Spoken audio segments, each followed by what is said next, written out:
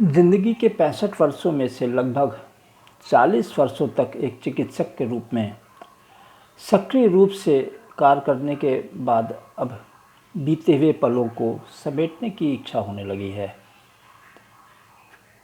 कितना परिवर्तन हो गया है। हम चिकित्सक समाज में बहुत घुल मिल जाते हैं और कभी कभी जब एकांत में विचार करते हैं तो वो बीते हुए पल चलचित्र की भांति चलने लगते हैं। निर्विकार भाव से आकलन करने पे कभी कभी स्वयं को मैं दोषी भी पाता हूँ। ऐसे मरीजों को हम कभी भी नहीं भूल पाते जिनके साथ कुछ अप्रत्याशित घट जाता है, या ऐसे मरीज जो हमेशा याद रहते हैं, जो ज़िंदगी में या समाज की नग्न सच्चाई को वो रूबरू करा देते हैं। अतः मैंने अपने उन खट्टे मीठे अनुभवों को एकांत में बैठकर लिपिबद्ध करने का निर्णय मैंने किया है। उन यादों को लिपिबद्ध कर मैं पुनः उन पलों को जी लेना तथा अपनी ही समीक्षा कर लेना चाहता हूँ, जो शायद पहले नहीं हो सकता था। शायद ये अनुभव मुझे कुछ नई ऊर्जा दे सकें। कहाँ से शुरू करूं समझ में नहीं आता। काफ़ी मंथन के बाद निश्चय किया कि जो कुछ भी याद आएगा उसे मैं तुरंत लिख लूँगा। एक डॉक्टर बेटे की विवशता मेरा पहला चैप्टर है। डॉक्टर और वो भी बेटा। मैं अपने प्रथम लेख अपनी उस मन स्थिति को लिपिबद्ध करके उस श्रृंखला को प्रारंभ कर रहा हूँ जो मेरे जीवन की चिकित्सक के रूप में सबसे बड़ी विवशता थी। चिकित्सक के रूप में मेरे जीवन की सबसे बड़ी विवशता वर्ष सन 82 जुलाई महीना, उमस भरी गर्मी की शाम मैं कभी भी भूल नहीं सकता। आज मोबाइल फ़ोन की उपलब्धता ने तो दूर रह रहे अपनों से बात करना कितना आसान हो गया है, लेकिन सन 82 में टेलीफोन भी सबके पास नहीं था। आजमगढ़ जिला अस्पताल में मैं आकस्मिक चिकित्साधिकारी के पद पर कार्यरत करते हुए 2 वर्ष व्यतीत कर चुका था। पत्नी भी महिला चिकित्सालय में आकस्मिक चिकित्साधिकारी के पद पर कार्यरत थीं। हम दोनों जिंदगी के यौवन में 2 छोटे छोटे बच्चों के साथ चिकित्सालय परिसर के आवास में रहकर नौकरों और सहकर्मियों के सहयोग से चिकित्सा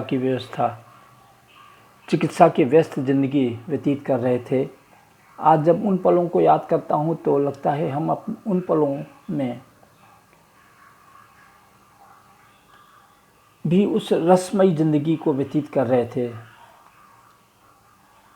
सीमित साधन थे, कोई टेलीफोन घर पर नहीं था, लेकिन सहकर्मियों और समाज के बहुत से सहयोगी जनों के कारण कोई परेशानी नहीं थी। आकस्मिक सूचना के लिए उनके फ़ोन नंबर मैंने अपने पिता, भाई, बहन तथा अन्य परिजनों को दे रखा था। अतः इस प्रकार उन लोगों ने भी अपने लिए कुछ नंबर दे रखे थे। उस समय विशेष एवं आकस्मिक सूचनाएं ही फ़ोन पे देते थे। नियमित वार्ता या कुशलक्षेम पत्र व्यवहार के द्वारा ही होता था। पिता से माँ में 1 या 2 पत्र व्यवहार हो जाता था। आज जब मोबाइल फ़ोन से मैं जब चाहूँ तब अपने पुत्र से जो अमेरिका में है उससे मैं बात कर लेता हूँ, लेकिन उस समय पोस्ट कार्ड द्वारा मैं अपने पिता से जितना मानसिक रूप से जुड़ा रहता था, आज नहीं रहता हूँ। मुझे याद है 16 जुलाई सन 1982 की शाम के समय जिला अस्पताल के सामने एक शरद मेडिकल हॉल हुआ करता था। मैं वहाँ से सूचना आई कि मेरे पिता को हृदय आघात हो गया है, हार्ट अटैक आ गया है तथा मैं इलाहाबाद में मेडिकल कॉलेज में भर्ती हैं। यह सूचना मेरे चाचा जी ने, जो बनारस में टेलीफोन विभाग में अभियंता थे, उनके माध्यम से आई है। मैं तुरंत ट्रंक कॉल करके वाराणसी में चाचा जी से बात की तथा तुरंत ही इलाहाबाद चलने के लिए तैयारी कर ली। पुत्र मेरा 1.5 वर्ष का था और पुत्री अभी केवल 15 दिन की ही थी। पत्नी डॉक्टर किरण 15 दिन पूर्व ही प्रसव के कारण पूर्णतः स्वस्थ भी नहीं हुई थी। लेकिन पिताजी के हार्ट अटैक की खबर ने हम सभी को बहुत ही बड़ा आघात दे दिया था। हम अपनी परेशानी भूल गए तथा घर में जो भी रुपए पैसे थे, जैसे भी थे वैसे ही कुछ ज़रूरतों के कपड़े, बच्चों के सामान और पैसे इत्यादि लेकर के एक बक्से में रखे और इलाहाबाद चलने के लिए बस अड्डे पर चले गए। यहाँ तक वे बर्तन जो गंदे थे वैसे ही छोड़ दिए, केवल अपने चिकित्सा अधीक्षक को सूचित किया और अवकाश का प्रार्थना पत्र दिया और निकल लिए। रोडवेज की बस से इलाहाबाद के लिए निकल लिए। किरण ने भी एक बार भी अपनी परेशानी का जिक्र नहीं किया और कंधे से कंधा मिलाते हुए, हिम्मत बढ़ाते हुए इस कठिन समय में साथ दिया। इलाहाबाद पहुँचते पहुँचते सवेरा होने लगा था। घर पर रिक्शे से पहुँचे, तुरंत स्कूटर उठाया और मेडिकल कॉलेज पहुँचा। पिताजी आईसीयू में भर्ती थे, उन्हें सुला दिया गया था। डॉक्टर जो ड्यूटी पे थे उनसे मैंने पूछा तथा फाइल इत्यादि को देखने के बाद पता लगा कि हार्ट अटैक, मायोकार्डियल इन्फेक्शन आया है, जिसके कारण उन्हें कंप्लीट हार्ट ब्लॉक हो गया है। कंप्लीट हार्ट ब्लॉक होने के कारण से भर्ती हुए हैं और तुरंत ही टेम्पररी पेसमेकर लगा दिया गया है तथा इस पेसमेकर से नियमित अंतराल पर हृदय में करंट भेजा जाता है तथा उसी के प्रभाव से ही हृदय धड़क पा रहा है। हृदय में अपना करंट ठीक से काम नहीं कर रहा है, जिसके कारण हृदय में संकुचन नहीं हो पाता।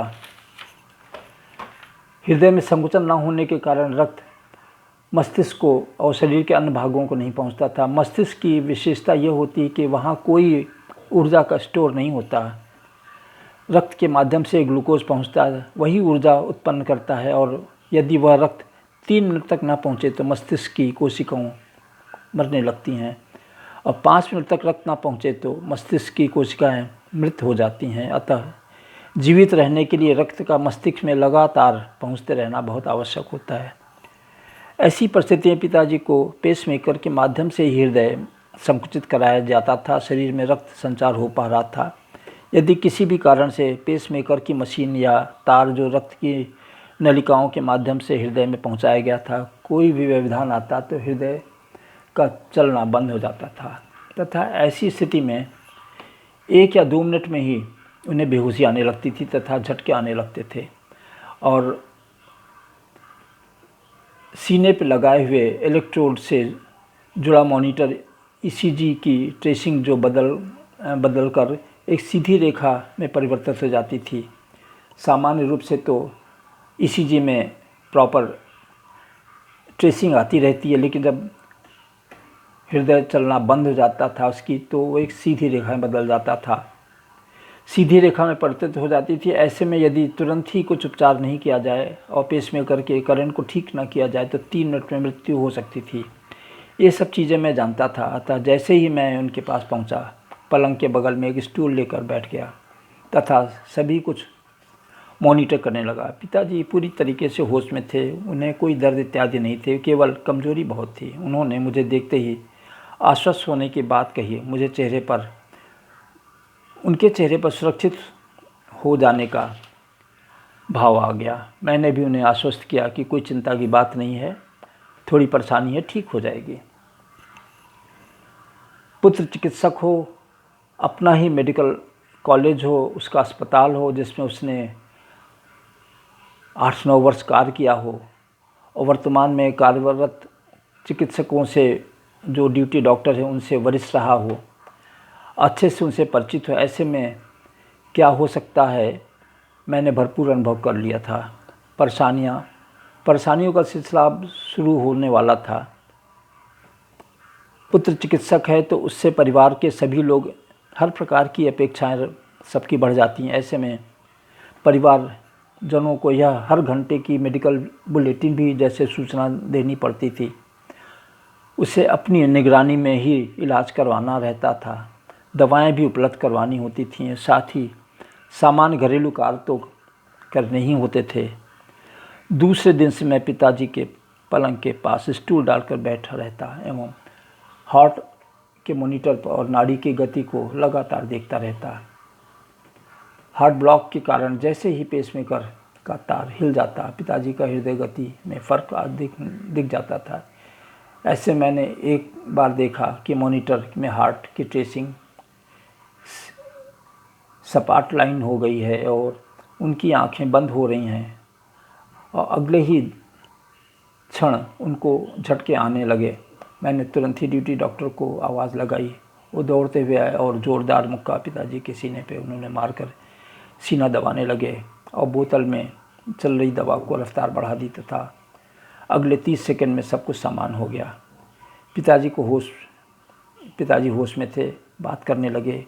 मॉनिटर ट्रेसिंग जो सीधी रेखा में था वो सामान्य हो गया। मैं समझ गया कि सभी उपचार समय से मिल गया। मैं भी अब सामान्य हो चुका था। ड्यूटी डॉक्टर ने समझा दिया था कि सर, टेम्पररी पेसिंग है, कभी कभी कुछ परेशानियाँ आएंगी, बस समय से उसे नियमित कर देना है। हृदय आघात के कारण जो अवरोध आया है उसे ठीक होने में कितना समय लगेगा कुछ बताया नहीं जा सकता था। इस घटना के उपरांत तो मैं अब पूरी तरीके से पिताजी के पलंग के पास ही स्टूल डालकर चिपक गया। वहाँ से हटने का नाम से भी मुझे डर लगने लगा।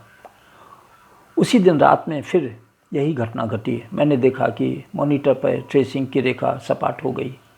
अभी पिताजी ठीक दिख रहे थे, लेकिन चूँकि रेखा सपाट दिखी, मैंने तुरंत पिताजी के सीने पे एक मुक्का मारकर मसाज शुरू कर दिया एवं नर्स को डॉक्टर को बुलाने के लिए चलाया। पिताजी ने कहा, बेटा मार क्यों रहे हो? मैं उनसे क्या बताता, लेकिन दूसरे ही पल पिताजी की आंखों की पुतली ऊपर होने लगी और झटके आने लगे। ड्यूटी डॉक्टर अभी आए नहीं थे। मैंने चेस्ट मसाज जारी रखा। 1 मिनट बाद मॉनिटर में देखा कि सब चीज़ नॉर्मल हो गया। वो सीधी रेखा अब फिर से नॉर्मल हो गई है। पिताजी को होश आ गया है। ड्यूटी डॉक्टर के आने से पहले सब मैनेज हो चुका था। वे डॉक्टर जो मेरे कनिष्ठ रह चुके थे, मुझे जानते भी थे, मुझसे समय पर सही प्रबंधन करने की सराहना करने लगे।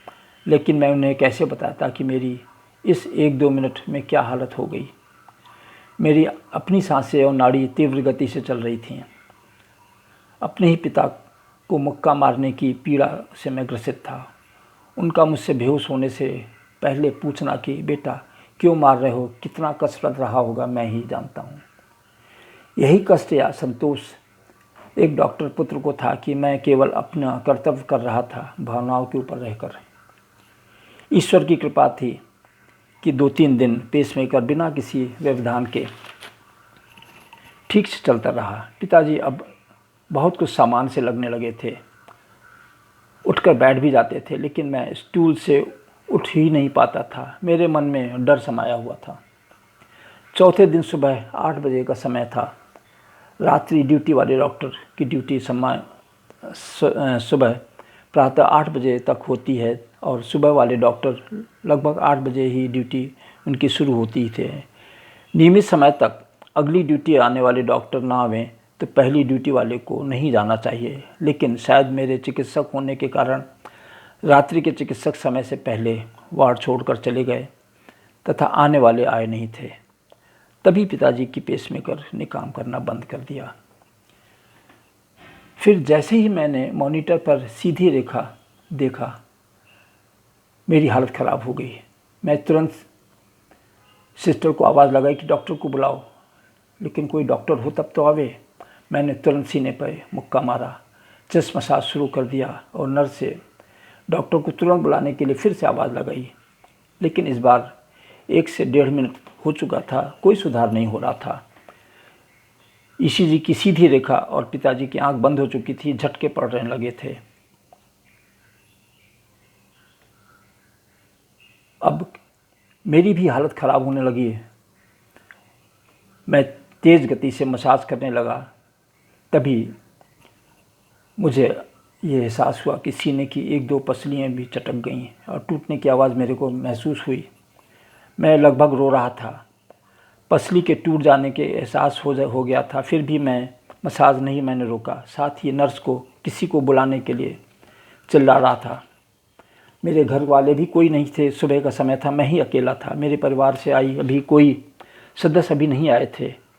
मेरी मन स्थिति ऐसी थी जैसे मैं गहरे चक्रवात में फंसा हुआ हूँ और निकल नहीं पा रहा था। केवल अपना हाथ पैर चला रहा था। मैं कार्डियक मसाज कर रहा था। ऑक्सीजन मास्क से ऑक्सीजन दिलाया जा रहा था। तभी एक दूसरे वार्ड के ड्यूटी डॉक्टर दौड़ते हुए आए और तब मेरे जान में जान आई। उन्होंने स्थिति को संभाल कर दवाएं देना शुरू करी और देखते ही देखते मॉनिटर फिर सामान होने लगा।